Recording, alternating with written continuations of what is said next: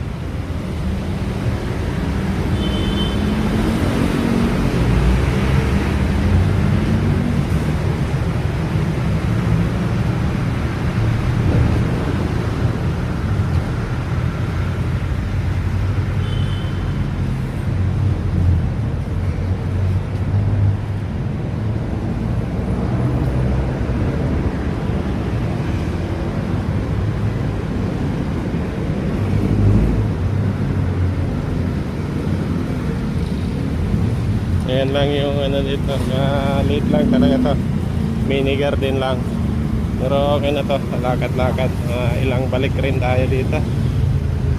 Ayan lang guys, so tara, exercise na tayo, unat-unat sa katawan para sa normal circulation ng dugo natin. Okay, so yun lang. Pagpalang umaga at stay healthy, keep safe, bye bye.